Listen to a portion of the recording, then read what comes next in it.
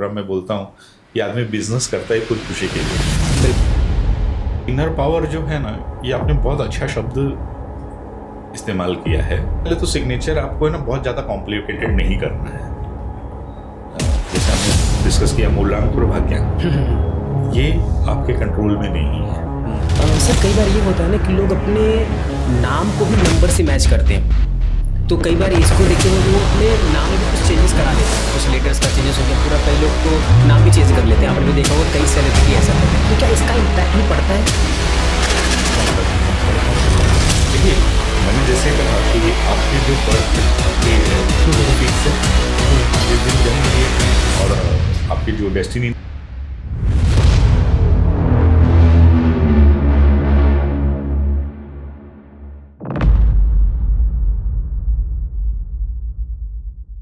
Hello sir and welcome to the our digital podcast. Sir इस conversation को शुरू करने से पहले हमारे व्यूवर्स आपके बारे में जानना चाहेंगे कि आप कुछ अपने बारे में बताइए कि आप किस तरीके से ये ग्राफोलॉजी और न्यूमरोलॉजी के फील्ड में आए। देखिए, ऐसा है कि मतलब इस फील्ड में आने से पहले मैं डिफरेंट कॉर्पोरेट्स में 22 साल तक जॉब किया है। और मैं जब जॉब करता था तो मेजरली मैं सेल्स में रहा हूँ, तो वहाँ पे मुझे बहुत अलग अलग तरह के लोगों को मिलना होता था। और जब अलग अलग लोगों से मिलते थे तो हर एक पर्सनालिटी अलग होती है। बिल्कुल। तो मुझे एक हमेशा क्यूरियोसिटी रहती थी कि भाई व्यक्ति के बारे में मैं ज़्यादा से ज़्यादा जान सकूं। तो जब हम उनसे कन्वर्सेशन करते थे या उनसे ऑर्डर लेते थे या उनसे चेक्स लेते थे, पेमेंट्स, क्योंकि आजकल तो सब कुछ डिजिटल हो गया, लेकिन पहले जो था वो सब चेक्स में मिलता था, मतलब हैंड रिटन मिलता था। तो मैं लोगों की हैंड राइटिंग देखता था और अलग अलग तरह की हैंड राइटिंग मिलती थी, तो व्यक्ति के जो व्यक्तित्व होते हैं वो भी अलग अलग होते हैं। बिल्कुल। तो मुझे लगा इसके बीच में कुछ कोरिलेशन होना चाहिए, तो मैंने इस चीज़ को स्टडी करना शुरू किया। अभी उस समय इतनी ज़्यादा यहाँ पे सोर्सेस अवेलेबल नहीं थे, तो मैंने कुछ बुक्स पढ़नी शुरू की। फिर धीरे धीरे जब मुझे पता लगा कि कुछ बहुत सारे अच्छे टीचर्स भी हैं जो ये चीज़ सिखा रहे हैं, तो मैंने पर्सनली अनेक टीचर से सब चीज़ें सीखी। और इतना ही नहीं, फिर मुझे लगा कि जो व्यक्ति की डेट ऑफ बर्थ होती है वो भी सबकी अलग अलग होती है, इंटरेस्टिंग होती है। तो फिर मैंने न्यूमरोलॉजी भी सीखनी शुरू की। तो इस तरह से मैं ग्राफोलॉजी, न्यूमरोलॉजी और अनेक मोडालिटीज सीखता गया, बिकॉज मुझे हमेशा एक ही चीज़ थी कि मैं लोगों के बारे में ज़्यादा से ज़्यादा जान सकूं और उनकी ज़्यादा से ज़्यादा मदद कर सकूं, किसी भी तरह से उनकी लाइफ में वैल्यू ऐड कर सकूं। सर एग्जैक्टली ग्राफोलॉजी और न्यूमरोलॉजी का मतलब क्या होता है? देखिए, ग्राफोलॉजी तो जैसे अपने आप में ये शब्द बता रहा है कि इसमें हम ग्राफ्स बनाते हैं। इसको अगर मैं सरल भाषा में कहूँ तो आप जब हैंड राइटिंग लिखते हैं, चाहे आप किसी भी भाषा में लिखें, तो आप कोई ना कोई ग्राफ जरूर बनाते हैं। बिल्कुल। उसी तरह से आप जब सिग्नेचर करते हैं तो भी आप ग्राफ बनाते हैं। और हर व्यक्ति के सिग्नेचर और राइटिंग अलग अलग होती है, तो ये बताती है कि उसका जो स्वभाव है वो भी अलग होता है। तो हम हैंड राइटिंग के जरिए व्यक्ति का माइंडसेट पता करते हैं और उसका स्वभाव का पता कर लेते हैं। सेम थिंग न्यूमरोलॉजी में डेट ऑफ बर्थ से हम व्यक्ति का स्वभाव पता करते हैं और उनको गाइड कर सकते हैं। सर आज के टाइम पे अगर देखा जाए तो लोग इनर पावर, खुद की पर्सनालिटी और इनर ग्रोथ पे ज़्यादा फोकस कर रहे हैं, तो ये ग्राफोलॉजी और न्यूमरोलॉजी उनके लिए एक कैसा पावरफुल टूल बन सकता है? देखिए, इनर पावर जो है ना, ये आपने बहुत अच्छा शब्द इस्तेमाल किया है। इनर पावर आता कहाँ से है? अगर आप देखा जाए तो everything begins at a thought level. जब थॉट लेवल पे कोई भी चीज़ आ रही है, उसी से फिर हमारे शब्द बनते हैं, एक्शंस बनते हैं और हमारा डेस्टिनी और कैरेक्टर बनता है। तो अगर हमको हमारे डेस्टिनी पे काम करना है तो हमको कहाँ पे काम करना पड़ेगा? हमारे थॉट प्रोसेस पे। बिल्कुल। तो इनर पावर वहीं से आएगा। अगर मेरी थॉट प्रोसेस नेगेटिव है तो मेरा वाइब्रेशंस लो रहेगी और मैं फिर नेगेटिविटी की तरफ जाऊंगा। लेकिन अगर मेरी थॉट प्रोसेस पॉजिटिव है तो मेरी वाइब्रेशंस हाई रहेगी, तो मैं आगे की तरफ जाऊंगा। बिल्कुल। तो इसलिए हम क्या करते हैं ग्राफोलॉजी में, हम आपकी हैंड राइटिंग जब स्टडी करते हैं तो उससे आपके थॉट पैटर्न्स पता चलते हैं।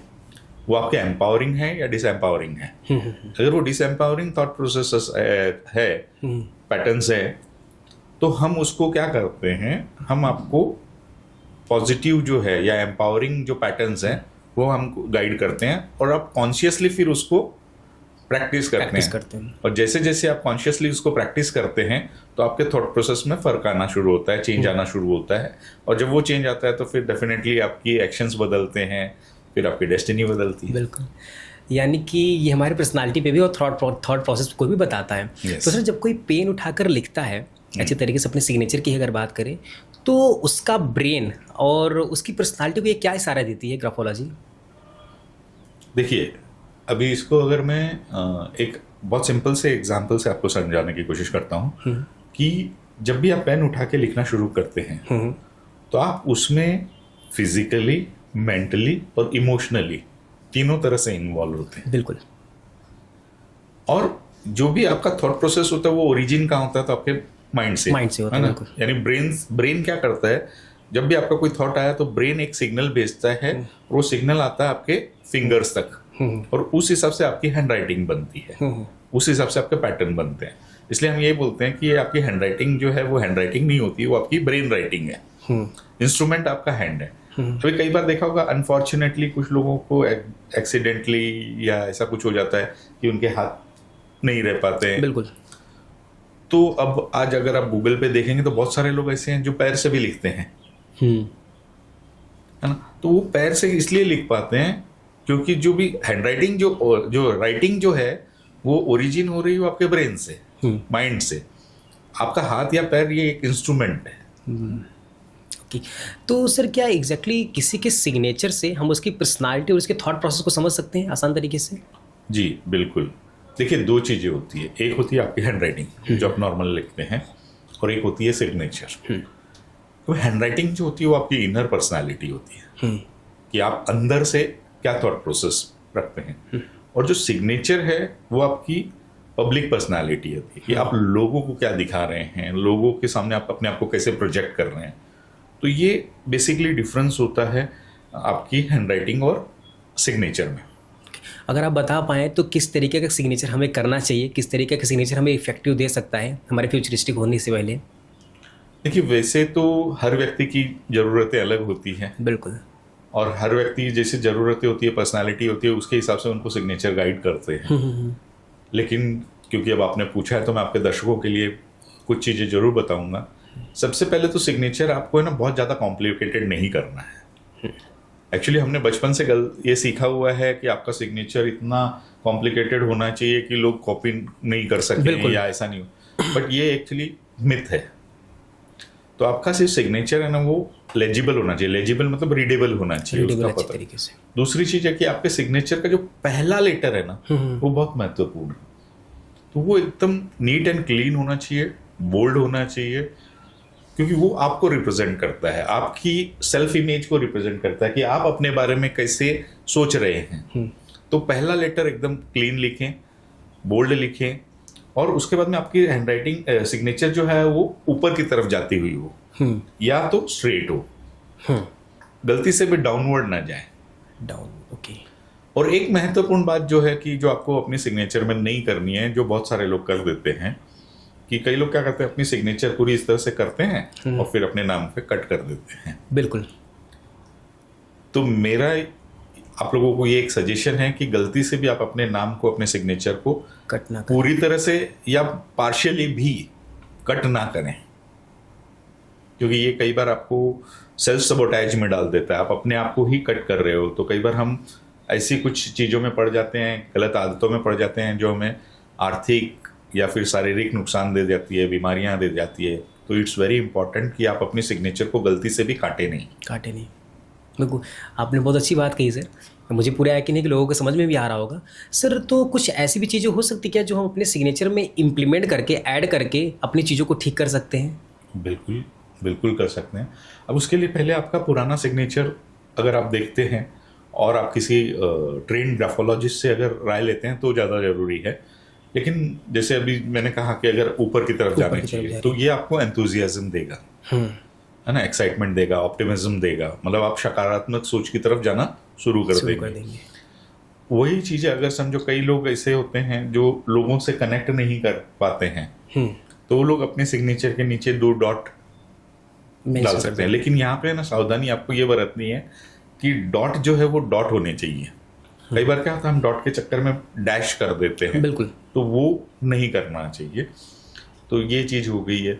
उसके अलावा अगर बाई चांस जैसे आपके सिग्नेचर में जैसे वाई या जी इस तरह के अगर लेटर आ रहे हैं और अगर आप उन लूप को कंप्लीट नहीं कर रहे हैं तो आप उन लूप्स को कंप्लीट कीजिए।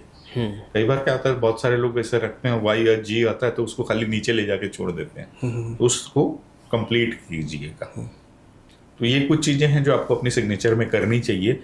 हाँ, लेकिन फिर भी मैं बोलता हूँ अगर आप कोई मेजर चेंज कर रहे हैं सिग्नेचर में तो फिर किसी एक ट्रेंड ग्राफोलॉजिस्ट से राय जरूर लीजिए। बिल्कुल सर, जैसा कि आपने अभी कहा कि जी और वाई का, तो मैं आपको बता दूं तो मेरा जैसे दीपेश पांडे है तो डी का मैं कैपिटल हमेशा लिखता हूँ और ऊपर जा रही लाइन है कुछ इस तरीके से मैं मेंशन करता हूँ, तो डी कैपिटल रहता है, बाकी EEPESH और उसी में मैं कैपिटल जो हमारा सरनेम का पी है उसे मैं कैपिटल कर देता हूँ, फिर ANDEY।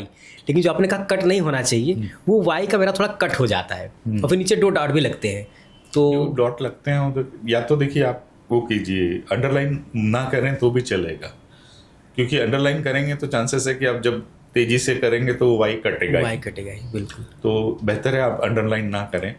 और अगर अंडरलाइन कर रहे हैं तो फिर आप उसको वाई से पहले रोकें, तो वो आपको कॉन्शियस एफर्ट डालने पड़ेंगे। ओके सर, सिग्नेचर की बात हो गई, हैंड राइटिंग की थोड़ी बात पे आते हैं कि अगर जैसे हमारे छोटे बच्चे होते हैं जो कि शुरू करते हैं, किन्हीं की हैंड राइटिंग ख़राब होती है, किन्हीं की अच्छी होती है, तो छोटे बच्चों के हम हैंड राइटिंग से पता कर सकते क्या कि उनका फ्यूचर कैसा होने वाला है, ये आगे चल के किस फील्ड में जाने वाले हैं? ये बहुत इंटरेस्टिंग सवाल पूछा है आपने कि ये एक मिथ है कि हैंड राइटिंग देख के फ्यूचर बता सकते हैं। तो हैंड राइटिंग देख के फ्यूचर नहीं बता सकते हैं, हाँ, लेकिन हैंड राइटिंग देख के आप अपने थॉट प्रोसेस और बिहेवियर और अपने एक्शंस को अलाइन करके अपना फ्यूचर बना सकते हैं, है ना। तो ये चीज़ है।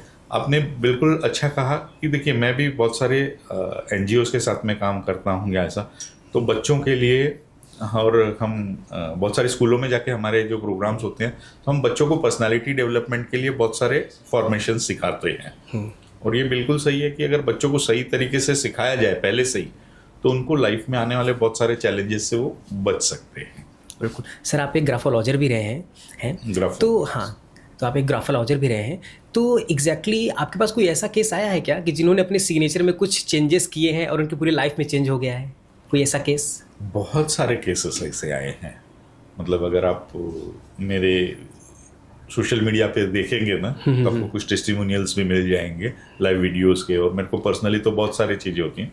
कई बार लोगों की प्राइवेसी के लिए हम लोग उनका नाम डिस्क्लोज नहीं कर सकते, लेकिन अभी मैं आपको एक चीज़ बताऊं, अभी आप इलाहाबाद से है ना? बिल्कुल सर, प्रयागराज है सर। प्रयागराज से तो आप प्रयागराज से हैं, तो प्रयागराज से ही एक बहुत बड़े सरकारी अफसर जो थे वो मुझे मिले थे, और उनकी लाइफ में ये था कि वो थोड़ा एक्शन लेने में उनको डिले होता था, और मैंने उनके सिग्नेचर में कुछ छोटी मोटी चेंजेस करवाए थे, और उन्होंने व्यक्तिगत रूप से मुझे मिलकर ये चीज़ बताई कि सर जब से सिग्नेचर की प्रैक्टिस शुरू की है 3-4 महीने के बाद में कई बार ऐसा लगता है कि आज नहीं करते हैं तो अंदर से आता नहीं अभी करना है, और उन्होंने मतलब उनकी लाइफ में एक्शन टेकिंग बढ़ गया है। तो ये बहुत सारे चेंजेस होते हैं कई लोगों की लाइफ में, मतलब बोलते हैं ना आमूलचूल परिवर्तन आ गया है। सर क्या सच में हम ग्राफोलॉजी और न्यूमरोलॉजी के जरिए किसी के भी डिसीजन मेकिंग स्किल्स को समझ सकते हैं कि वो कितना पावरफुल होगा डिसीजन लेने में?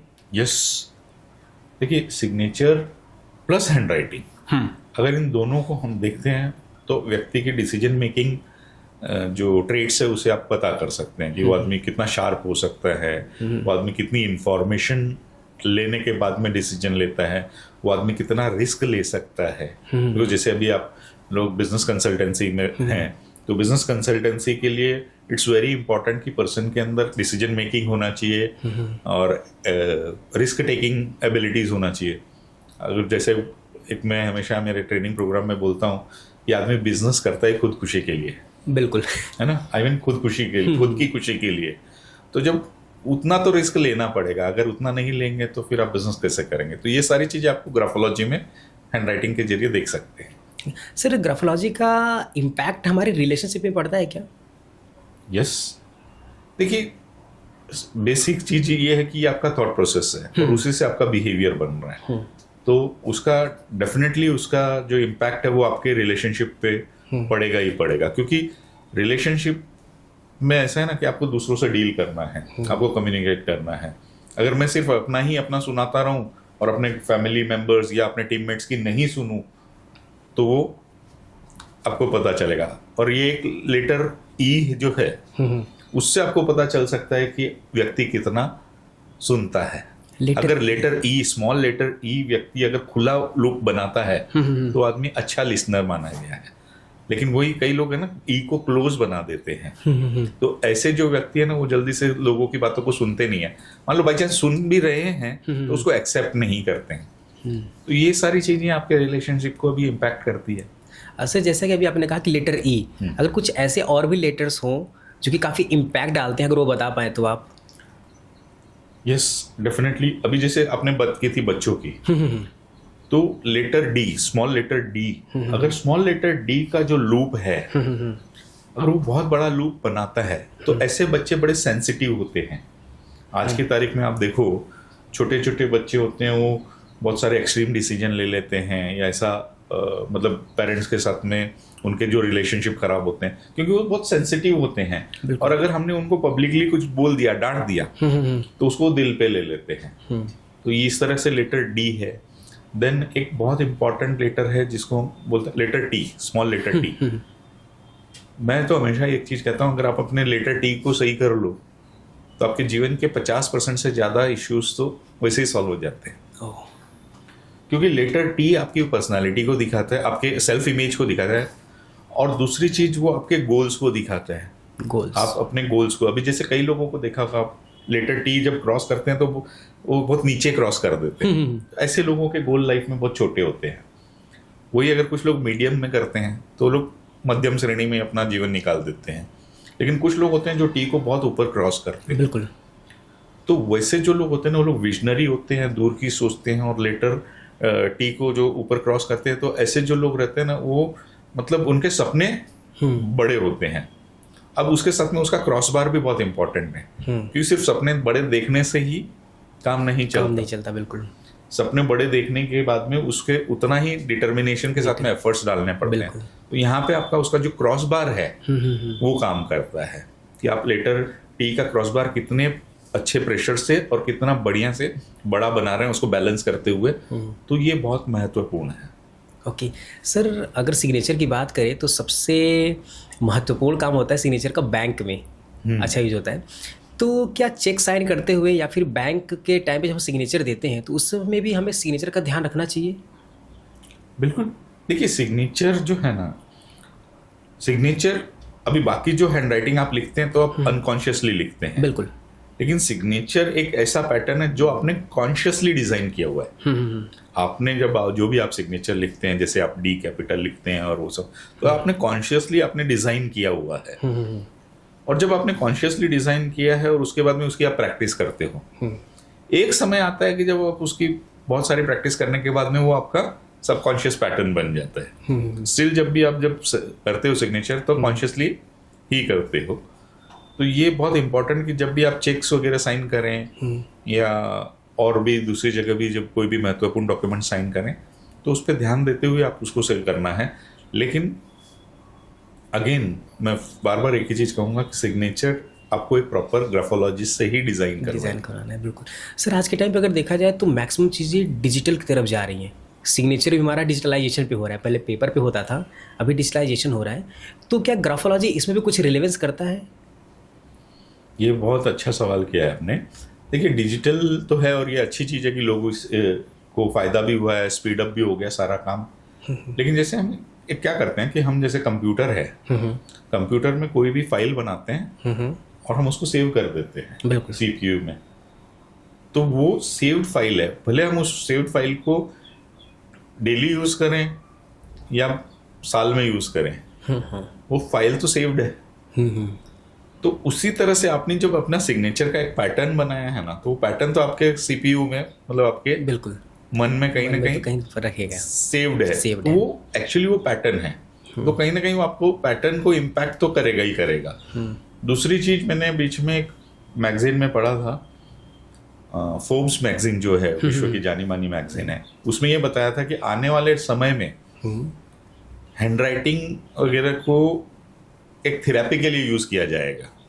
ओके। क्योंकि जिस तरह से डिजिटलाइजेशन हो गया है तो सब लोग डिजिटलाइज वो कर रहे हैं तो लिखना बंद कर दिए हैं, तो उसकी वजह से हमारे न्यूरॉन्स का उतना इस्तेमाल नहीं हो रहा नहीं है। हो पा रहा है। इसलिए कई बार आप देखेंगे बहुत सारे लोग एक पर्टिकुलर एज के बाद में लिखना उतना बंद कर दिए हैं, इसलिए एब्सेंट माइंडेड रहना शुरू कर बिल्कुल। दिए हैं, थोड़ा बहुत इधर उधर ध्यान हो जाता है। तो अब धीरे धीरे वापस इस चीज को लिखाना शुरू कर देंगे। बहुत सारे फॉरेन कंट्रीज में तो ऐसा हुआ जिन्होंने हैंडराइटिंग वगैरह बंद कर दी थी, मतलब डिजिटलाइजेशन कर दिया था पूरी तरह से। अब उन्होंने वापस से हैंडराइटिंग को इम्प्लीमेंट किया है क्योंकि बच्चों का ध्यान नहीं रहता था, फोकस नहीं रहता, तो अभी उन्होंने वापस उस चीज़ को एजुकेशन सिस्टम में डाला है ताकि वो बच्चे फोकस रहें और आगे जाके अपनी लाइफ में ग्रो करें। बिल्कुल। सर अभी तक तो हमने ग्राफोलॉजी के बारे में काफ़ी कुछ समझा है, सिग्नेचर के बारे में मुझे तो काफ़ी कुछ जानकारी मिली, खासकर वाई को लेके। अब मैं उसे इम्प्लीमेंट भी करूँगा और जो भी व्यूअर्स देख रहे हैं वो भी इम्प्लीमेंट करेंगे। सर अभी बात आती है न्यूमरोलॉजी की, तो एग्जैक्टली न्यूमरोलॉजी जो होती है वो हमारी लाइफ में कितना इम्पैक्ट रखता है ये? देखिए, वैसे तो अपने यहाँ पे एक कहावत है कि मानो तो देव नहीं तो माटी का लेव। माटी का लेव। तो आपका श्रद्धा होना बहुत ज़्यादा जरूरी है, और आप मानो या ना मानो ये इम्पैक्ट तो करता है। लेकिन कई बार क्या होता है, लोग अपनी जिद में रहते हैं, नहीं मुझे नहीं फर्क पड़ता है, बट नहीं, क्योंकि मैंने अपनी लाइफ जीवन में व्यक्तिगत रूप से बहुत सी जगह पे न्यूमरोलॉजी को यूज़ किया है, ग्राफोलॉजी को यूज़ किया, और मैंने अपने जीवन में बहुत सारे परिवर्तन देखे हैं। तो मेरा तो पूरा विश्वास है, और मैंने इतना ही नहीं, हजारों मेरे जो क्लाइंट्स हैं उनको भी मैंने न्यूमरोलॉजी और ग्राफोलॉजी से जब उनको कंसल्ट किया तो उनकी लाइफ में भी बहुत सारे सकारात्मक बदलाव आए हैं। तो मैं तो ये मानता हूँ कि ये बहुत ज़्यादा काम करते हैं, लेकिन अगेन ये आप पे है। आप पे है कि क्या आप सोच रहे हो उसको लेके। सर जब बात न्यूमरोलॉजी की आती है तो सबसे चर्चित विषय होता है मूलांक, क्योंकि वो खुद के बारे में बताता है और जो कि डेट ऑफ बर्थ से कैलकुलेट होता है एक तरीके से, लेकिन मैक्सिमम लोग कंफ्यूज हो जाते हैं कि इसे कैलकुलेट कैसे करना है। देखिए, मूलांक जैसे कि नाम सजेस्ट कि ये मूल है ना जय, तो मूलांक बहुत सिंपल है कि आपकी जो डेट ऑफ बर्थ है, जो फर्स्ट डेट है, वो ही आप, उससे ही आपका मूलांक कैलकुलेट होता है। तो इसका सिंपल सा फॉर्मूला यही है कि जैसे अगर वो सिंगल डिजिट में है, यानी 1 से लेकर 9 तक है, तो जो आपकी डेट ऑफ बर्थ है वही आपका मूलांक है। लेकिन जब वो डबल डिजिट में आ जाते हैं तो उन डिजिट को सिंगल डिजिट में ले आते हैं। जैसे फॉर एग्जांपल अगर किसी का 10 तारीख है तो उसको 1 + 0 तो 0 का कोई वो नहीं, तो 1 हो जाएगा। बिल्कुल। अभी किसी का 15 है तो फिर 1 + 5 6 हो जाएगा, तो वो 6 हो जाएगा। तो इस तरह से जो भी सिंगल डिजिट में जब हम कन्वर्ट करेंगे तो वो आपका मूलांक हो जाता है। और सर भाग्यांक किस तरीके से कैलकुलेट करते हैं हम? भाग्यांक कैलकुलेट करने के लिए आपको आपकी कंप्लीट डेट ऑफ बर्थ चाहिए, यानी आपका डेट ऑफ बर्थ, आपका मंथ और आपका ईयर। अगर आप उस सब को एक साथ में कैलकुलेट करते हैं और उसके बाद में उसको सिंगल डिजिट में लाते हैं तो वो आपका भाग्यांक हो जाता है। जैसे अगर उदाहरण देखें तो मान लीजिए 14 दिसंबर है ना, 14 दिसंबर और 1970 समझ लीजिए, तो 14 का 5 आ गया, हाँ। तो वो मूलांक हो जाएगा। अब उसके बाद में फिर 1 दिसंबर का 3 हो जाएगा, 1 + 2 तो हो गया 5 और 8 हो गए, हाँ। और वो फिर 20 हो जाएगा, हाँ 20 हो जाएंगे, बिल्कुल है ना, 97। तो ये हो गया टोटल 28। 28, हाँ 28। तो अभी 28 आ गया तो 8 + 2 10, तो 10 को सिंगल डिजिट करेंगे 1 आएगा, 1, ओके। तो फिर हो गया वो भाग्यांक 1 एग्जैक्टली। तो सर जैसे कि मूलांक की बात हुई, भाग्यांक की बात हुई, तो मूलांक के यानी कि अगर ऐसे देखा जाए तो 1 से 9 तक ही केवल मूलांक होते हैं, तो इनका अपना अपना क्या रोल होता है? 1 से लेके 9 तक का, अभी देखिए ये आपके स्वभाव को बताते हैं। जो आपका मूलांक होता है ना वो आपके स्वभाव को बताता है। तो अगर हम एक को लेके बात करें, हाँ बिल्कुल, जैसे आपने अभी पूछा 1 के लिए, तो 1 बोलते हैं ना, मराठी में एक चीज बोलते हैं ना, 1 नंबर, 1 नंबर, हाँ। तो वो 1 नंबर वाला सही में एक नंबर होता है कि वो लोग क्या होते हैं, वो लोग लीडर होते हैं, वो राजा होते हैं, मतलब अगर न्यूमरोलॉजी में उसको एक राजा का दर्जा मिला है। और उनका जो प्लेनेटरी, उनको जो गॉड रिप्रेजेंट करता है वो सन का होता है, सूर्य। तो अभी सन जो है वो क्या करता है, वो सारे पृथ्वी को जीवन दे रहा है ना। तो 1 नंबर वाले जो है ना वो गिवर होते हैं, इंडिपेंडेंट होते हैं। बस यही है कि वो फिर राजा है तो उसको राजा की तरह थोड़ा सा एटीट्यूड भी रहेगा। इसलिए इट्स वेरी इंपॉर्टेंट कि एक नंबर वाला अगर आप हैं तो आपको राजा की तरह रहना है ना, रंक की तरह नहीं कि इधर उधर मांगते फिरें, वैसा नहीं होना चाहिए। दूसरी चीज, अगर आप किसी एक नंबर वाले से डील कर रहे हैं तो उसको पूरा मान सम्मान दे, उसके ईगो को हर्ट ना करे। तो ये एक नंबर हो गया। अब रही बात 2 की, तो 2 जो होते हैं वो बहुत ही कंपैशनेट होते हैं, क्योंकि 2 रिप्रेजेंट करता है मून को, चंद्रमा। हाँ, चंद्रमा को, और चंद्रमा जो है वो फेमिनाइन एनर्जी रिप्रेजेंट करता है। तो वो क्या हो गया, वो कैरिंग, कंपैशनेट, तो वो आपके साथ में ना बहुत इमोशनली कनेक्ट होते हैं। 2 नंबर वाले बहुत इमोशनली कनेक्ट होते हैं। हाँ, बस उनका चैलेंज ये थे कि वो बहुत अधिक इमोशनल होने पे कई बार वो डीप थिंकिंग में चले जाते हैं, ओवर थिंकिंग में चले जाते हैं, थोड़े से मूड स्विंग वगैरह हो जाते हैं। तो वो चीजें हैं। 3 नंबर जो है वो रिप्रेजेंट करते हैं जुपिटर, और जुपिटर है देवताओं के गुरु, देवगुरु, बृहस्पति जिन्हें हम कहते हैं। तो जब गुरु हैं तो डेफिनेटली ज्ञान की बातें करेंगे, ज्ञान की बातें, बिल्कुल। तो उनके साथ में यही है कि वो हमेशा ज्ञान की बातें करते हैं, लेकिन वही चीज है कि गुरु के पास ज्ञान ज्यादा है, और उनको भी फिर थोड़ा सा कई बार अहम आ जाता है। अगर उनकी एनर्जी डिस्टर्ब हो जाए तो उनको अपने अहम से बचना चाहिए। बाकी नॉलेज के लिए होता है। गुरु अगेन वो सबसे बड़ा प्लैनेट है, तो ये ग्रोथ की भी बात करते हैं, और दूसरे क्रिएटिविटी की भी बात करते हैं। इनका इमेजिनेशंस भी बहुत अच्छे होते हैं। तो ये हो गया नंबर 3। अभी नंबर 4 जो है ना, ये है राहु। तो राहु और केतु, ये आपने अगर अपनी जो अगर शास्त्रों में पढ़ा होगा तो ये एक शरीर के 2 हिस्से हैं। तो राहु जो रिप्रेजेंट करता है वो सर को रिप्रेजेंट करते हैं। अच्छा। तो इनका दिमाग बड़ा तेज होता है, बड़ी तेज बुद्धि होती है, लेकिन इनका ये था, ये बड़े हार्डवर्क होते हैं, बड़े डिसिप्लिन्ड होते हैं। बस ये है कि बोलते हैं ना, ये माई वे या हाईवे वाला चक्कर में रहते हैं कि या तो काम होगा तो मेरे तरीके से होगा, नहीं तो नहीं होगा। तो इनको उस चीज़ को थोड़ा सा ध्यान रखना चाहिए। बाकी बहुत अच्छे हैं, मतलब जैसे अगर डिजिटल चीज़ें हैं या इस तरह की चीज़ें, उसके लिए 4 नंबर काफ़ी अच्छा है। देन आ जाती बात 5 नंबर की, और 5 नंबर जो है वो बुध का है। अब यहाँ पे एक विशेष मैं आपको बात बताना चाहूँगा, क्योंकि जैसे आपने देखा कि सारे नंबर जो होते हैं 1 से लेकर 9 तक होते हैं, बिल्कुल।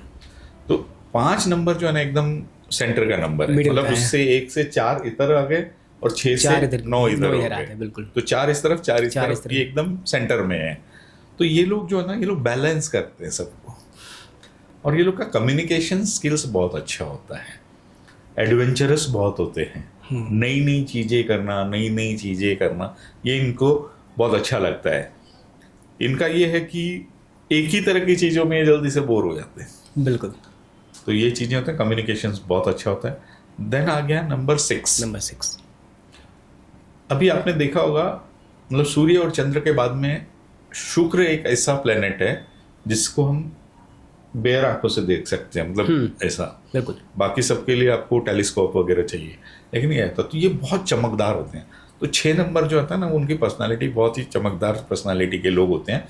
ये लोग को लग्जरी बहुत पसंद है, और ये लोग फैमिली के लिए बहुत केयरिंग होते हैं, और इनको सिस्टमेटिक, मतलब ये है ना, जैसे अपना एक स्टैंडर्ड मेंटेन करते हैं।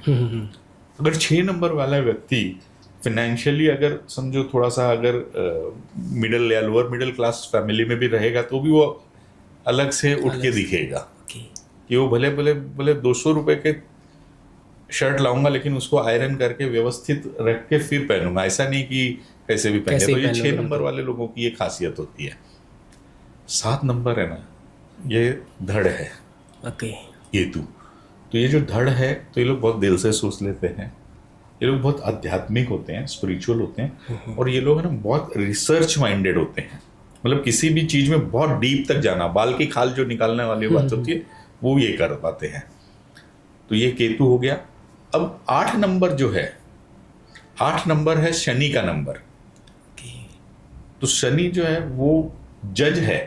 वो लोग क्या करते हैं कि बहुत मेहनत करते हैं, लेकिन वो आपको कर्म जो है ना, बोलते हैं ना, गीता का ज्ञान क्या है, जैसा कर्म करेगा वैसा फल देगा भगवान, ये गीता का ज्ञान। तो ये जो चीज है ना, ये आपको 8 नंबर देता है। 8 नंबर के साथ में आपने अच्छे कर्म किए हैं तो आपको अच्छे फल मिलेंगे, मेहनत की है तो अच्छे फल भी मिलेंगे, लेकिन अगर आपने उसके साथ में गड़बड़ की है तो फिर वैसे फल मिले। और 9 नंबर जो फाइनली है वो है मंगल का। मंगल जो है ना फायरी प्लेनेट है, तो इनके अंदर बहुत करेज रहता है, बहुत जोश रहता है, और ये लोग बहुत डेयरिंग करते हैं। बस यही है कि कई बार इनको गुस्सा भी बहुत तेज आ जाता है। एग्रेशन का नंबर है क्योंकि ये सेनापति का नंबर है। तो इस तरह से ये 1 से 9 के लिए आपको मैंने थोड़ा थोड़ा डिटेल बताई। बाकी तो इनके अंदर बहुत सारी चीज़ें, मतलब अगर हम सिर्फ एक प्लैनेट पे बात करें तो भी घंटों घंटों बात हो सकती। ओके सर, ये तो मूलांक की बात हो गई फ्रॉम 1 to 9। तो क्या इन मूलांक्स के बीच में रिलेशनशिप्स भी होते हैं? बिल्कुल, मूलांक के बीच में रिलेशनशिप होते हैं। देखिए जो नंबर्स है ना, ये प्लैनेट को जैसे मैंने बताया उस तरह से बिहेव करते हैं। तो इनमें कुछ लोग होते हैं जो मित्र, मतलब फ्रेंड की तरह रहते हैं, तो एक दूसरे को सपोर्ट करते हैं। और कुछ वैसे होते हैं जिनके रिलेशनशिप थोड़े ठीक नहीं होते हैं, बिल्कुल ऊपर नीचे होते हैं। तो वो उन कॉम्बिनेशंस में थोड़ा सा व्यक्ति को स्ट्रगल आ जाता है। अभी जैसे एक एग्जांपल मैं आपको दे सकता हूँ। बिल्कुल। एक जो है वो सूर्य को रिप्रेजेंट करते हैं। 8 नंबर जो है वो शनि को रिप्रेजेंट करते हैं। अब ये 1 और 8 का जो कॉम्बिनेशन है वो, वैसे तो आपने सीरीज भी देखी होगी और आपने शास्त्रों में भी पढ़ा होगा, पिता पुत्र का इनके बीच का रिश्ता है। बिल्कुल, सूर्य पुत्र शनि। लेकिन अभी ये जो आपने अगर शास्त्रों में पढ़ेंगे कि शनि जो है ना वो उनके मतलब लेजिबल पुत्र नहीं थे। तो उनको सूर्य ने कभी उनका एज अ पुत्र मान्यता नहीं दी। बिल्कुल। तो उनको वो अधिकार नहीं मिला, और उस वजह से शनि हमेशा नाराज रहते हैं। तो सूर्य और शनि दोनों पिता पुत्र होने के बाद में भी इन दोनों के बीच में जो रिश्ते हैं वो अच्छे नहीं होते हैं। तो अगर इसको हम बोल सकते हैं कि ये लेस फ्रेंडली है या एंटी नंबर्स हैं, इस तरह से होता है। तो ये हो गया। बाकी फ्रेंडली में भी अभी वही चीज़ मैं बताता हूँ। अभी देखिए अगेन, एक राज्य चलाने के लिए आपको सबसे ज़्यादा, जैसे अगर सपोज आप किंग हैं, तो एक राज्य को सही तरीके से चलाने के लिए आपको किसकी सहायता की जरूरत पड़ती है? राजा की। राजा तो आप स्वयं हैं। राजा तो हम स्वयं, हाँ, जनता की, या फिर हमारे बीच में जो मंत्रीगण होते हैं इनकी, सेनापति की, हाँ वही मंत्रीगण। क्योंकि शत्रु, नो डाउट मंत्रीगण की भी जरूरत है। तो यहाँ पे क्या, लेकिन शत्रुओं पे एक कंट्रोल करने के लिए प्लस अपने राज्य को सुचारू रूप से चलाने के लिए सबसे ज्यादा महत्वपूर्ण होता है वो सेनापति। बिल्कुल। तो इसलिए 1 नंबर जो है वो हो गया राजा, और 9 नंबर जो मंगल है वो है सेनापति। तो इसलिए ये दोनों की मित्रता बहुत अच्छी है। तो इनका जो कॉम्बिनेशन है वो काफी अच्छा है। हाँ, आपने मंत्री कहा, तो 3 नंबर जो है जुपिटर, वो भी सलाहकार है, तो वो मंत्री की तरह है। तो 1 नंबर और 3 नंबर का भी संबंध बहुत अच्छा है। अब 1 नंबर और 2 नंबर जैसे वो रानी है मून का, तो डेफिनेटली बोलते हैं ना, आदमी कहीं भी जाएगा लेकिन पत्नी को तो खुश रखना ही पड़ेगा। बिल्कुल। तो ये दोनों जो हैं इनके रिलेशन भी बहुत अच्छे हैं। तो इस तरह से बहुत सारे नंबर्स हैं जिनके आपस में रिलेशन बहुत अच्छे होते हैं। और कुछ नंबर्स ऐसे होते हैं कि उनके जो नंबर होते हैं वो उनका न्यूट्रल होते हैं, मतलब उनको कोई बोलते हैं ना काऊ से दोस्ती, ना काऊ से बैर, बिल्कुल। तो इस तरह से तो वो न्यूट्रल संबंध भी होते हैं, और कहाँ कहीं जाके एंटी होते हैं। ये पूरा एक अलग स्टडी है, डीप स्टडी है। कभी मौका मिलेगा तो पूरा एकदम इन डेप्थ हम इस पे चर्चा करेंगे। बिल्कुल सर, आप, हाँ, मौका मिलेगा बिल्कुल सर। लेकिन एक मैं जानना चाहूँगा, जैसे कि मेरा मूलांक 5 है, तो 5 वालों के लिए किनसे ज़्यादा अच्छा रहेगा, किनसे दोस्ती करना बेटर रहेगा, और कौन इनके लिए घातक हो सकते हैं? मैं पर्सनली जानना चाहता हूँ मेरे लिए खुद को। अभी आपको है ना, सबसे पहले तो ईश्वर को है ना कोटि कोटि धन्यवाद प्रतिदिन देना चाहिए कि उन्होंने आपको 5 नंबर दे के भेजा है। क्योंकि बहुत सारे लोगों को 5 नंबर मिलता नहीं है, मिसिंग होता है। और 5 नंबर जो है ना वो बैलेंस करने वाला है। मतलब न्यूमरोलॉजी की बात कर रहा हूँ मैं, ज्योतिष की बात अलग हो जाती है, बट न्यूमरोलॉजी में 5 नंबर जो रिप्रेजेंट करता है वो राजकुमार को, प्रिंस को रिप्रेजेंट करता है, बुध को रिप्रेजेंट करता है। तो वो एक ऐसा नंबर है जिसका कोई शत्रु नहीं है, तो हर एक के साथ में जेल कर जाता है ना। जैसे मैंने अभी बताया था कि ये बैलेंस करता है, एक 4 इस तरफ है, 4 इस तरफ है, तो ये सबके साथ में बैलेंस करता है। इसलिए आपको खुश रहना चाहिए कि आपको 5 नंबर का कोई शत्रु नहीं होता है। हाँ, लेकिन आपका भाग्यांक क्या है? भाग्यांक अगर देखा जाए तो 14/11/2001 एक आता है। एक आता है ना। तो अब 1 है तो यहाँ पे आपको 8 नंबर से थोड़ा सा बच के रहना चाहिए। बच के रहना चाहिए, क्योंकि 8 नंबर जो है वो आपके लिए थोड़ा सा एंटी होगा। शनि भी हो। तो वहाँ पे आपको ऐसा बच के रहना, मतलब वो ऐसा नहीं है कि आपको कोई हत्या कर दे। कुछ लोग इस तरह के शब्द इस्तेमाल करते हैं न्यूमरोलॉजी में कि वो एंटी है, एक दूसरे की हत्या करने पे, ऐसा नहीं होता। हाँ, लेकिन वहाँ पे विचारों का मतभेद रहेगा, आपको थोड़ा सा स्ट्रगल रहेगा, आपकी सक्सेस में डिले हो जाएंगे। तो 8 नंबर से आपको वहाँ पे थोड़ा सा बचना चाहिए। सर कई बार मैंने देखा है कि कई लोग होते हैं जो पहले से ये प्रिडिक्ट कर देते हैं कि हाँ ये इनके फ्यूचरिस्टिक कैसे होंगे मूलांक को देखते हुए, कि हाँ इनके पास पैसा आने वाला है कि नहीं आएगा। नहीं, देखिए, मूलांक जो है ना वो आपके मोर ऑफ आपके बिहेवियर को बताता है कि आपने जन्म लिया, आपकी पर्सनालिटी क्या है। और आपका भाग्यांक जो है ना आपके करियर वगैरह को बताता है कि आप करियर में आप किस तरफ जाएंगे। मतलब एक साधारण बात, एक साधारण तरीके से अगर मैं आपको बताऊं तो आपकी ये एक यात्रा है ना, आपके मूलांक से भाग्यांक की तरफ की यात्रा है। अच्छा। तो वो आपके करियर की तरफ जाती है। और अभी प्रेडिक्शन करना, एक हम आपको एक है ना मार्गदर्शन कर सकते हैं। प्रेडिक्शन थोड़ा सा बड़ी चीज हो जाती है कि भाई मैंने पहले से बोल दिया कि यही होगा, तो वो नहीं होगा। वो तो फिर ईश्वर की कृपा है, बिल्कुल कंट्रोल की चीजें हैं। सर ये तो बात मूलांक की हो गई। तो लेकिन अगर देखा जाए तो जिस नंबर पे हमारा बर्थ हुआ है, जिस डेट को हमारा जन्म हुआ है, क्या उसका भी कोई कनेक्शन पास्ट लाइफ से होता है? बिल्कुल होता है। देखिए, मैं न्यूमरोलॉजी में हमेशा एक चीज बोलता हूँ, जैसे हमने डिस्कस किया मूलांक और भाग्यांक, ये आपके कंट्रोल में नहीं है। आपने किस दिन जन्म लेना है ये आपके कंट्रोल में नहीं है। तो आपके जन्म की तारीख से ही आपका मूलांक और भाग्यांक बनता है। तो ये ईश्वर आपको देके भेजता है। तो इसमें आपके जो, अगर आपने कर्मा थियरी पढ़ी है या उसके बारे में जानते हैं अगर थोड़ा बहुत भी, तो हमारे कुछ संचित कर्म होते हैं। जो हमारे पास लाइफ के कर्मास होते हैं वो संचित कर्म होते हैं, और उसमें से कुछ प्रारब्ध लेके हम इस जन्म में आते हैं। और इस जन्म में जो हम करते हैं वो क्रियामान कर्म होते हैं। तो ये जो है ना, ये हमारे प्रारब्ध का हिस्सा है। कि हमको जो डेट ऑफ बर्थ मिली है वो हमारा प्रारब्ध का हिस्सा है। अब हम जो एक्शन करेंगे उस डेट ऑफ बर्थ को लेकर, वो हमारा क्रियामान कर्म है। तो हमारे पास्ट जन्म में जो भी कर्म रहे हैं उसके हिसाब से हमने इस जन्म में जो तारीख मिली है वो उस हिसाब से मिली है।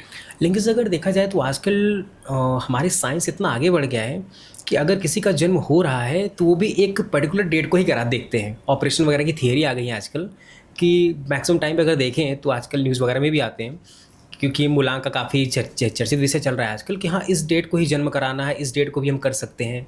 तो क्या ये भी हम कुछ मैटर कर सकते हैं इसको लेके? ये देखिए, नो डाउट आपकी बात में बहुत दम है।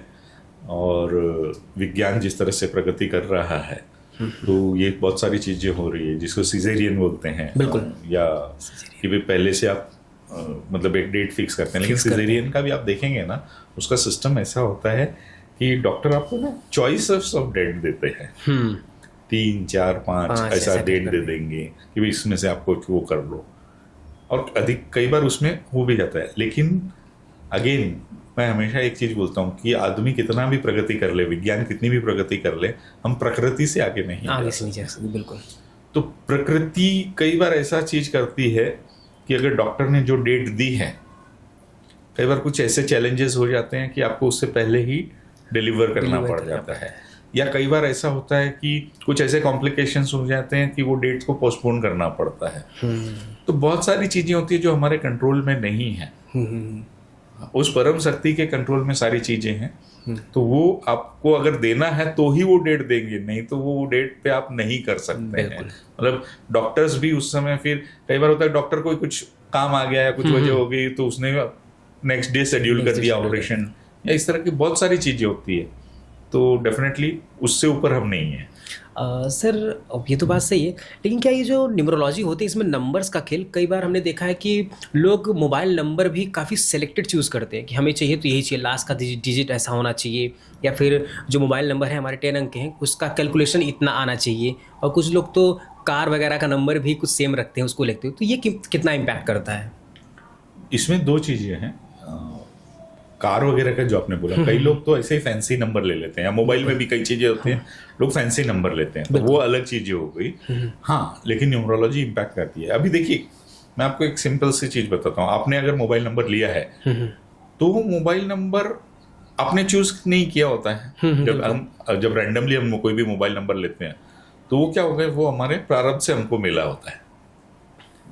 लेकिन जब अब क्योंकि न्यूमरोलॉजी के बारे में लोगों को पता चल गया है, बहुत सारे न्यूमरोलॉजिस्ट हैं, वो आपको गाइड कर सकते हैं। तो ये क्या हो गया, ये आपका क्रियामान कर्म हो गया कि आपने अब अपनी डेट ऑफ बर्थ के हिसाब से एक नया न्यूमरोलॉजिकली जो आपके लिए सूटेबल है उस तरह का आपने एक मोबाइल नंबर ले लिया और उसको अपने प्रोफेशन से भी अलाइन कर लिया। क्योंकि आज की तारीख में मोबाइल जो है ना वो हमारी एक परछाई हो गया। बिल्कुल। आज मैं मोबाइल के बिना अगर मतलब बोलते हैं ना, इमेजिन भी नहीं कर सकते कि मोबाइल के बिना हमारा व्यवसाय होगा कि नहीं होगा। बिल्कुल। तो ये सारी चीजें हैं। तो डेफिनेटली इट वर्क्स कि दोनों चीजें हैं। आपने जो रैंडमली चूज किया हुआ है तो वो आपके प्रारब्ध से आपको मिला है, वो अच्छा भी हो सकता है और बुरा भी हो सकता है। अब अगर आप नॉलेज के साथ में अगर लोगे तो वो आपके क्रियामान कर्म है, तो वो आपको अगर प्रॉपर गाइडेंस में लेंगे तो वो आपको हेल्प करेंगे, तो वो आपके लिए अच्छा भी हो सकता है। सर क्या हमारे जो न्यूमरोलॉजी के नंबर होते हैं ये हमारे भविष्य को प्रेडिक्ट करते हैं क्या, अगले जन्म को प्रेडिक्ट करते हैं कि? अगले जन्म को प्रेडिक्शन तो अभी फिलहाल इसमें नहीं करते हैं। कुछ लोग हैं जो इस तरह की मतलब क्लेम करते हैं। बिल्कुल। बट मेरा ये मानना है कि न्यूमरोलॉजी को है ना, आपको एक जैसे हम नेविगेटर की होता है ना, आज जैसे हम कहीं भी ट्रैवल करते हैं तो हम मैप के अंदर एक हमारा ओरिजिन पॉइंट होता है और एक डेस्टिनी पॉइंट डाल देते हैं। और डेस्टिनी पॉइंट डालते हैं तो हमको बीच का रास्ता पता चल जाता है भाई, कहीं ट्रैफिक जाम है, कहीं ये है, रास्ता अल्टरनेट लेना है। तो उस चीज की तरह, तो उस नेविगेटर की तरह यूज करें तो ज्यादा अच्छा है।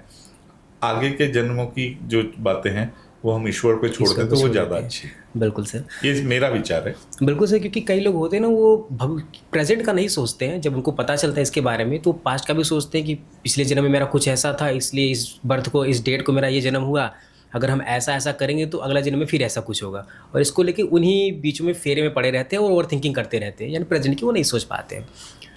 बिल्कुल सही है। सर क्या ये जो मूलांक होते हैं ये हमारे, ये जैसे कि रिलेशनशिप को, यानी कोई लाइफ लॉन्ग लास्टिंग जा रहा है, हस्बैंड वाइफ के मूलांक को भी क्या मैच जरूरी होता है? हाँ, मूलांक और भाग्यांक दोनों चीज़ें जरूरी होती है। अगर आप इनको अलाइन करके रिलेशनशिप में आते हैं, वैसे देखा जाए ना तो हमारे यहाँ पे एक चीज बोलती है ना, गंधर्व विवाह। गंधर्व विवाह, जी हाँ। तो जो लव मैरिज वगैरह होता है तो गंधर्व विवाह होता है, उसमें कुछ नहीं, ना कुंडली देखी जाती है ना कुछ देखी जाती है। बट अगर डेफिनेटली अगर आप वैसे रिलेशनशिप में हैं या ऐसे कर रहे हैं तो अगर इनको मैच करके करेंगे तो ये आपका आगे का जो लाइफ है रिलेशनशिप में वो अच्छी बेहतर हो सकती है। सर न्यूमरोलॉजी में क्या ये जो हमारे मूलांक होते हैं ये हमारे करियर गाइडेंस के लिए कितना इम्पैक्ट करते हैं? करियर गाइडेंस को किस तरीके से करते हैं? देखिए, डेफिनेटली जो मूलांक है वो आपके पर्सनालिटी को, बिहेवियर को बताते हैं, तो वो आपकी स्ट्रेंथ हो सकते हैं। और उसके साथ साथ आपके जो भाग्यांक है, डेस्टिनी नंबर जिसको बोलते हैं, वो आपके करियर के लिए बहुत इंपॉर्टेंट चीज होती है, बिकॉज आपको करियर उस तरफ जाना है। तो ये होती है, अभी आपको हर नंबर का, जैसे मैंने कुछ स्ट्रेंथ बताई है, बिल्कुल, तो उस स्ट्रेंथ के हिसाब से अगर व्यक्ति अपना करियर चुनता है तो वो उसके लिए बहुत फायदेमंद होता है, जहाँ पे उसको मतलब खुशी भी होगी, आनंद भी होगा, हैप्पीनेस भी मिलेगी। अदरवाइज क्या होता है, अगर आप अपने स्ट्रेंथ से उल्टा करियर अगर गलती से चुन लेते हैं तो फिर आप करियर में स्ट्रगल काफी करेंगे। जैसे एक एग्जांपल है, अभी जैसे आपका ही एग्जांपल ले लेता हूँ। अभी आपका मूलांक है 5, बिल्कुल सर, और आपका जो भाग्यांक है वो 1 है। तो अभी 5 और 1 ये कम्युनिकेशंस, दोनों कम्युनिकेशन के लिए बहुत अच्छे ये है। और by the grace of God आप अभी कम्युनिकेशन की फील्ड में आ चुके हो, अब इस चीज को आप आगे बढ़ा सकते हैं। 5 नंबर जो आपको कम्युनिकेशन देगा, आपको एडवेंचर्स देगा, तो डेफिनेटली आप जब पॉडकास्ट करोगे तो आपको नए नए लोगों से मिलना होगा, तो होगा। एंड देन 1 जो है वो लीडरशिप की तरफ ले जाता है। तो वो अगर इन दोनों का कॉम्बिनेशन से जो करियर बनता है उसको आपने चूज किया है तो आप एंजॉय भी करोगे। और over a period of time मैं एक चीज मानता हूँ कि जो मनी जो है ना, it's a by product of your value creation.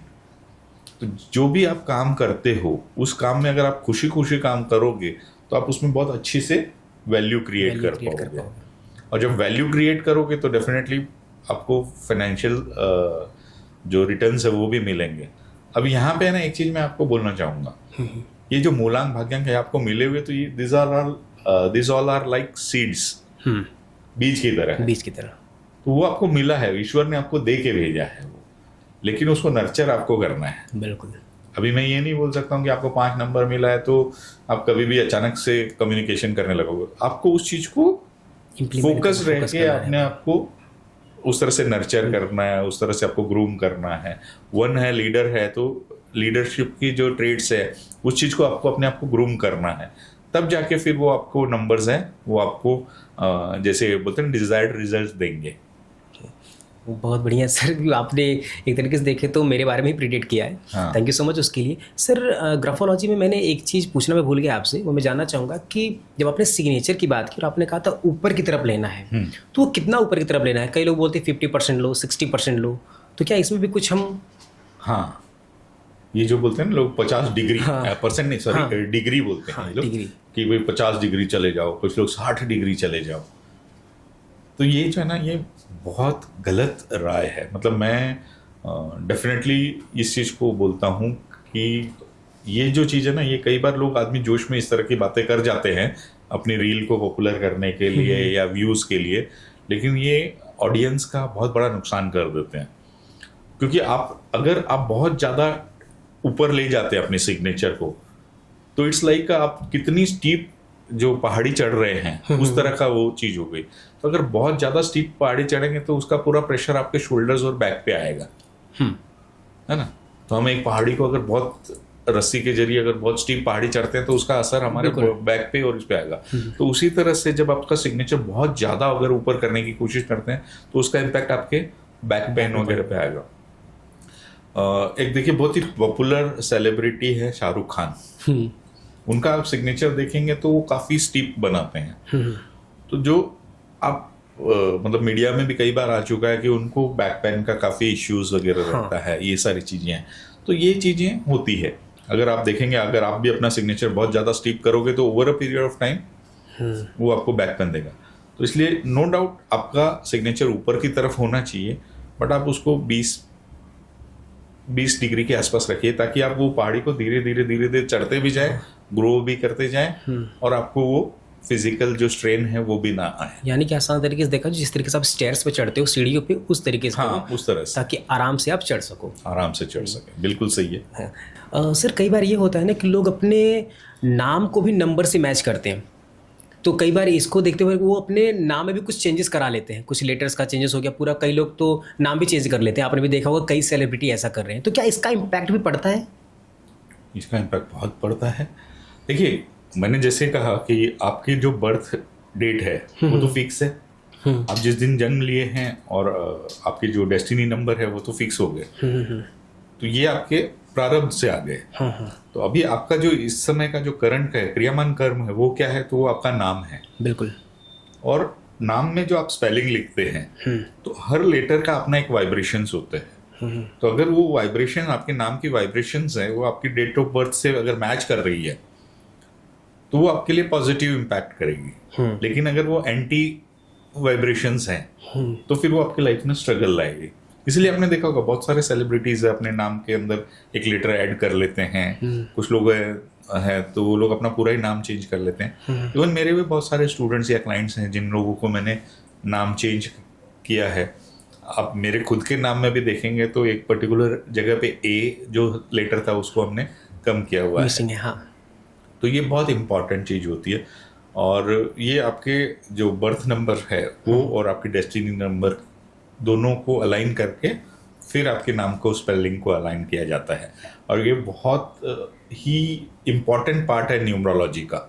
जो नेम न्यूमरोलॉजी है या नेम करेक्शन है, it's a very important part of numerology. तो ये आपको किसी अच्छे न्यूमरोलॉजिस्ट से ही करवाना चाहिए। आजकल कई लोग है ना रील वील देख के अपना नाम को चेंज कर देते हैं, तो ये कई बार आपको नुकसान भी हो सकता है। तो इट्स वेरी इंपॉर्टेंट कि आप किसी अच्छे न्यूमरोलॉजिस्ट से गाइडेंस लें। सर जब बात न्यूमरोलॉजी की आती है तो कई बार ये देखा गया है कि कहीं ना कहीं लूशो ग्रिड का भी मेंशन होता है, तो एग्जैक्टली ये लूशो ग्रिड होता क्या है? देखिए, इसको अगर मैं आपको बहुत ही सिंपल तरीके से बताऊं तो जैसे आपने लैब में देखा होगा कि कोई भी चीज़ को आप टेस्ट करते हो तो उसको माइक्रोस्कोप के नीचे डाला बिल्कुल। जाता है और उसमें पता चलता है कि इसमें क्या क्या क्या क्या चीज़ें हैं, एलिमेंट बिल्कुल। तो वैसे ही ये जो है लूशु ग्रिड है, ये ग्रिड बनाई जाती है आपके डेट ऑफ बर्थ से ओके। और उसमें फिर पता चलता है। अभी वो जो ग्रिड है, जो मॉडल ग्रिड है, वो तो फिक्स है, उसमें तो पर्टिकुलर नंबर्स के जो घर है वो फिक्स है, 1 से लेकर 9 तक नंबर होते हैं, 9 घर है, 3x3 का ये ग्रिड होता है। अब आपकी डेट ऑफ बर्थ में कौन से नंबर्स उपलब्ध हैं, अवेलेबल हैं, वो उसमें भरे जाते हैं। कई बार कैसे होता है कि वो नंबर मल्टीपल टाइम्स आते हैं तो उनको उस पर्टिकुलर एक ही घर में डालना पड़ता है।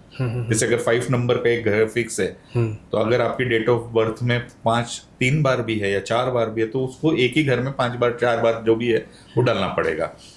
तो वो उस तरह से ग्रिड बना के तो आपके डेट ऑफ बर्थ में कितने नंबर मिसिंग हैं, क्योंकि हर डेट ऑफ बर्थ में 1 से लेके 9 तक सारे नंबर्स नहीं होते हैं, तो कुछ नंबर मिसिंग हो जाते हैं। तो वो नंबर मिसिंग है तो उनके लिए आपको कुछ रेमेडीज वगैरह हम सजेस्ट कर देते हैं। मल्टीपल नंबर है तो उनका इम्पैक्ट क्या होता है और फिर उसको आपको कैसे टैकल करना है, वो सारी चीज़ें हम उस ग्रिड के जरिए आपको बता देते हैं। ओके। तो सर कई बार ये होता है ना कि उनके डेट ऑफ बर्थ में कोई नंबर बार बार रिपीट हो रहा होता है, तो क्या ये भी सही है? अगर हाँ तो फिर कितने तक वो रिपीट होना चाहिए? देखिए, अगर नंबर जो है, अगर समझो एक बार है तो उस पर्टिकुलर नंबर की जो ऊर्जा है वो आपके पास थोड़ी सी मतलब तुरंत कम है ऐसा। अगर वही नंबर 2 बार है तो पर्याप्त मात्रा में वो ऊर्जा है। लेकिन अगर फिर 3 में 4 बार 5 बार आते हैं तो जितने बार नंबर बढ़ते जाते हैं उतनी ऊर्जा वो एक्जिजरेट हो जाती है, मतलब बढ़ जाती है ना। ओके। वो जो हो जाती है ना तो फिर उसके इम्पैक्ट आते हैं। जैसे एक एग्जांपल हम ले लेते हैं, 5 नंबर अगर किसी के ग्रिड में अगर मिस है, नहीं है, तो उनको स्टेबिलिटी में थोड़ी सी दिक्कत आ प्रॉब्लम जाती है। आएगी। लेकिन अगर वही 5 नंबर एक बार है तो थोड़े से स्टेबल रहेंगे, ठीक है। 2 बार है तो उनका फिर कम्युनिकेशन और बेहतर हो जाता है, अच्छी। लेकिन अगर वो 4-5 बार है तो फिर ऐसे लोग ओवर कम्युनिकेट करना शुरू हो जाते हैं। या तो फिर एकदम चुप हो जाएंगे या तो एकदम ओवर कम्युनिकेट करने लगेंगे। तो ऐसे लोगों के लिए फिर कोई सीक्रेट रहना मुश्किल हो जाता है। इवन ऐसे जो लोग रहते हैं ओवर एडवेंचरस भी हो जाएंगे, तो हर जगह उनको मतलब कहीं भी टिकना उनके लिए मुश्किल हो जाता है, ओवर एक्टिव हो जाते हैं। तो ये चीज़ें हैं। यानी कि एनर्जी कम रहे तो प्रॉब्लम, ज़्यादा रहे तो प्रॉब्लम, स्टेबल रहेगा तो ठीक रहेगा अपने लिए भी।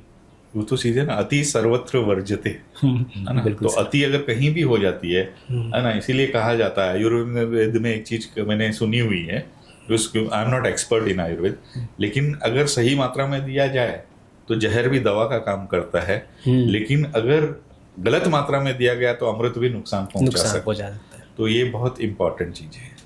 बिल्कुल sir, thank you so much sir. अभी तक का पॉडकास्ट काफ़ी इंटरेस्टिंग लगा और काफ़ी अच्छा भी है कि लोगों को अपने बारे में पता चल रहा है, क्योंकि एक तरीके से जो चीज़ें हैं ना काफ़ी इंटरेस्टिंग है, क्योंकि खुद के बारे में बताती हैं और लोग खुद के बारे में जानना पसंद भी करते हैं कि पिछले क्या हुआ है, अभी किस तरीके से रहना है और आगे किस तरीके से वो कर सकते हैं।